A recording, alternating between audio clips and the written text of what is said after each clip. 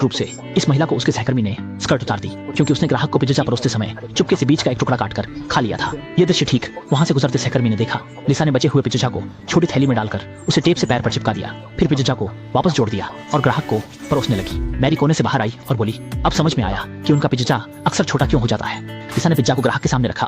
ग्राहक ने पूछा, पिज्जा इतना छोटा कैसे है? लिसा ने कहा कि उनके दुकान में हमेशा से यही साइज का पिज्जा होता है। तभी वह दृश्य हुआ जब सहकर्मी ने उसकी स्कर्ट खींच दी। लिसा ने जल्दी से प्लेट का इस्तेमाल करके मेरी को ढक दिया और उससे पूछा कि उसने पिज्जा कहाँ छुपाया है। शोरगुल सुनकर मैनेजर वहां आया और पूछा कि क्या हो रहा है। लिसा ने दुखी होकर मैनेजर से कहा कि मेरी ने उसे बेइज्जत किया। मेरी ने कहा कि वह सिर्फ चोर पकड़ रही थी। लिसा ने कहा कि वह चोर नहीं है। मैनेजर ने उन्हें कहा कि वे शरारत बंद करें और काम जारी रखें। मैनेजर ने ग्राहक को समझाते हुए कहा कि यह एक शो है।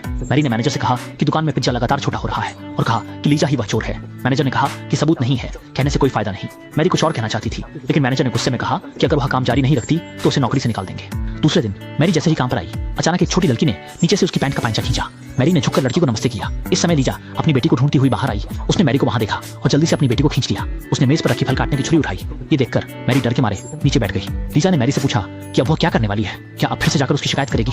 माली चाहती थी कि लीशा समझाए कि क्या हुआ। लीशा दुखी होकर बोली कि उसके पति ने उसे घर से निकाल दिया। बड़ी मुश्किल से उसने किराया भरा, मजबूरी में चोरी से खाया। ये व्यक्ति इसके बाद मैनेजर आए और कहा कि कल जो मैरी ने कहा था वो सही था। उसने सीसीटीवी में देखा कि लीसा खाना चुरा रही थी। लीसा ने तुरंत कहा कि आगे से नहीं चुराएगी। मैनेजर ने कहा, माली ने कहा, अब और कोई अगली बार नहीं होगी क्योंकि आप अभी नौकरी से निकाली जा रही है। माली ने तुरंत खड़े होकर लीशा की मदद करते हुए समझाया और प्रबंधक से उसे एक और मौका देने के लिए कहा। प्रबंधक ने माली से कहा, क्या तुम उसे बचा नहीं हो? ये मत सोचो कि मैं तुम दोनों को नहीं निकाल सकता, ये मेरे नियम है, इन्हें बदलो मत। फिर नीचे से छोटी लड़की ने पुरुष ज्ञान मैनेजर को धक्का दिया।